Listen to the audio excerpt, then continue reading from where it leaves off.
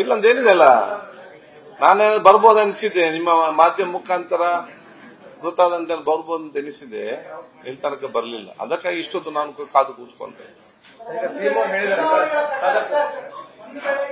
ಆಯ್ತು, ಮುಗಿಲ್ಲ. ಹೌದು ನೋಡಿ, ನಿಯಮಗಳು ಕೊಡ್ಲಿ. ಈಗ ಯಾಕೆ ನಾವು ಟೆನ್ಷನ್ ಮಾಡುದು? 100 ಕೆಲಸ ಇರುವಾಗ ಇದನ್ನ ನೋಡಿ ಪತ್ತೆ ಈಗಲೇ ತಗೊಳ್ಬೇಕು, ಈಗಲೇ ಹೇಳ್ಬೇಕು, ಇದೆಲ್ಲ ಆಗ್ತದ? ನಾವು ತಕೊಂಡಿದ್ದೇವೆ, ಚರ್ಚೆ ಮಾಡಿದ್ದೇವೆ, ನಾವು ಗೌರವಪರವಾಗಿ ಹೇಳಿದ್ದೇವೆ, ಮಾತನ್ನು ಹೇಳಿದ್ದೇನೆ. ನಾವು ತಕೊಂಡು ಇಷ್ಟೊತ್ತು ಸಂದರ್ಭದಲ್ಲಿ ಅವರು ಬಂದು ರಾಜೀನಾಮೆ ಕೊಡ್ತಿದ್ರೆ ಯತ್ನಾಳ್ ಅವರು ಏನ್ ಮಾಡ್ಬೇಕಿತ್ತು ಅವಾಗ ಅಲ್ವಾ? ಅದಕ್ಕಾಗಿ ಸರಿ, ಈಗ ಇಲ್ಲಿ ತನಕ ಮಧ್ಯಾಹ್ನ 12 ಗಂಟೆಯಿಂದ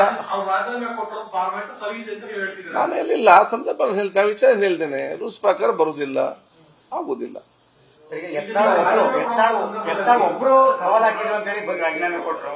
ಕ್ಷೇತ್ರದ 56 ಜನ ಮತ ಹಾಕಿರ್ತಾರೆ, ಅವೆಲ್ಲ ಅವಮಾನ ಮಾಡದಂತೆ ಅಂತ ಇಂತ ಒಂಚೂರು ಬುದ್ಧಿಮತ್ತೆ ಹೇಳೋದೇನೋ ಪ್ರಯತ್ನ ಆಯ್ತು ಸರ್? ಇಲ್ಲ ಇಲ್ಲ ನೋಡಿ, ಅವರು ಅತ್ಯಂತ ಇದರಾಗಿದ್ದಾರೆ. ಕೊಡುವಂತದ್ದು ಕ್ಷೇತ್ರದ ಜನರಿಗೆ ಮಾಡುವಂತ ಅವಮಾನ ಅಂತ. ಕ್ಷೇತ್ರ ಮತ್ತು ಆ ಶಾಸಕರಿಗೆ ವಿಶೇಷ ಒಂದು ಸಂಬಂಧ ಇದೆ, ಇದರ ಬಗ್ಗೆ ನಾವೇನು ಮಾತಾಡೋದು ವಿಚಾರ ಇಲ್ಲ.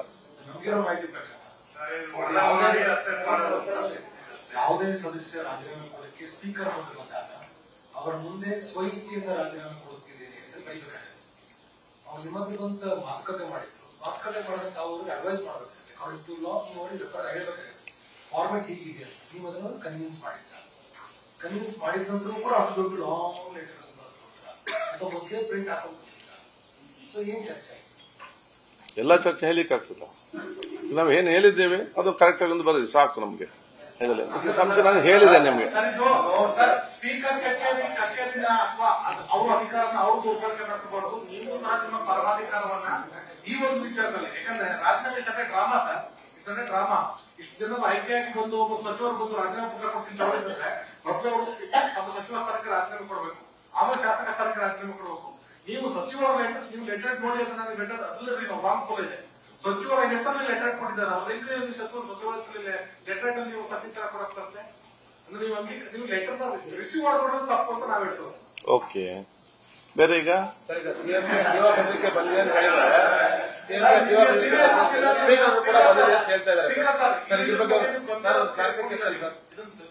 ಆಯ್ತು ಹೇಳಿದ್ರಲ್ಲ.